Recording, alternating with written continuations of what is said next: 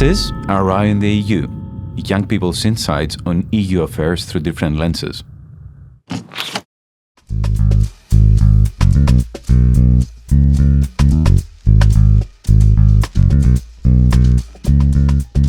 I don't want to be too pessimistic, and it's important to recognize all the good that a plan like the gender equality plan can do. But I think there's a few things that for me are striking in how maybe short-sighted they are. So I'm thinking specifically about the broad umbrella of political participation. And what I mean by that is, of course, it's fantastic to want to have a push for more women in government positions, more women in higher positions. But I think what one needs to be mindful of and aware of is that having more women doesn't necessarily mean that these women are going to follow a gender plus policy. And gender plus, I mean, pro-women, pro-LGBTQIA, all of these things. So it doesn't necessarily mean that it's enhancing gender plus equality. What I do think would help to enhance gender plus equality is funding. In my opinion, I would say that the new strategy for gender equality is a really nice base with which we can actually have another conversation. It addresses many key important issues, even the gender-based cyber violence, which is a new emerging priority theme in the women's sphere. Also, the strategy addresses things like the equal pay problem in our societies, which is still prevalent. I would say that education and training, mainly for women in STEM fields and men in HEAL fields, is also a great initiative by the newly formed strategy of the European Union, as it diversifies those exact fields of work with new minds, new people, new ideas that will be useful for the enterprises in the future. Yeah, to be honest, I agree with that. And I think it's interesting that we're not only talking about women in STEM, which is something I think that we've spoken a lot about over the past, 10, 20 so years, but we're talking specifically about men in HEAL, which is not so spoken about. And especially, I think it's good to target a gender plan towards engaging men in this fight in general.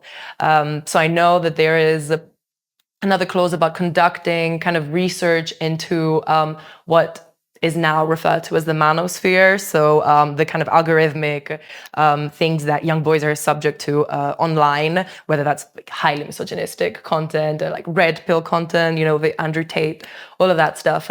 And it's good to shift the focus just onto men as well, and making sure that, there is a balance of engaging men in this fight as well. That's very important. Although perhaps maybe researching the manosphere, again, to me, feels a bit minimal. Okay, I hear your opinion about the manosphere. I have to say that I disagree that it shouldn't be further studied, because I profoundly believe that in order to understand the problems and the misfindings of such groups of boys and men, we have to deeply understand what they are missing from their education, their life, their social background, And for me, I believe that we should study it more and try to understand it and incorporate it in our fields and modes of solution.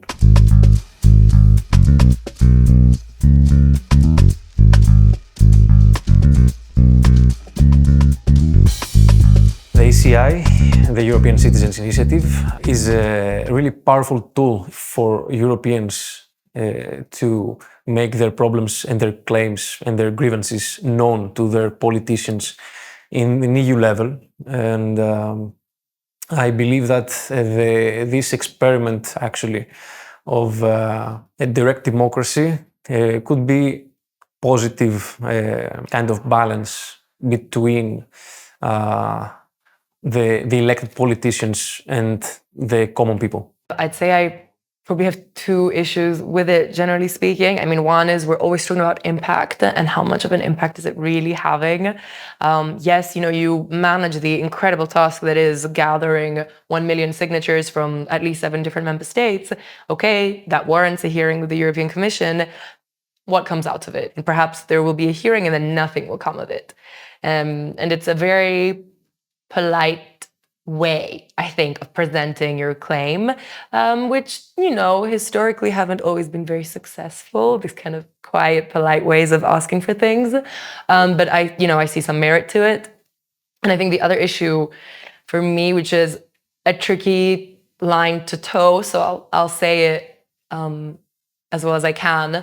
But I think in general, when we speak about direct democracy, perhaps what I picture, like 50 people with my views, very progressive stances, going and advocating at the European Commission, but that's obviously not always the case. And sometimes there's things that can gather massive amounts of signatures that are perhaps to someone like me or in general somebody else, a little iffy. I mean, I'm thinking specifically about the Hearing One of Us. It was an initiative to defund abortion healthcare, and it got, I think, 1.7 million signatures. So, yeah, sometimes it makes me a little skeptical.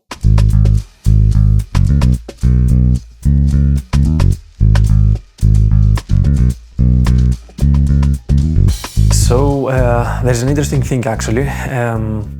The People's Initiative have brought up the relations of EU and Israel, as the EU is I believe, the largest trading partner of Israel.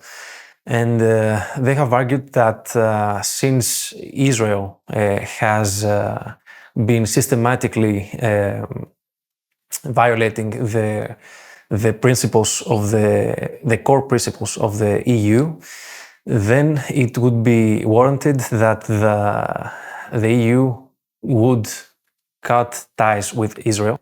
I like that you mentioned that it goes against the EU values, because I think the European Union likes to present itself as a union of values all the time. And obviously now we're seeing a real shift from that. The double standard is crazy. And I don't think the ECI initiative is asking for anything too drastic. It's asking for suspension of the EU-Israel pact on which, bilateral trade, economic and political cooperation is based.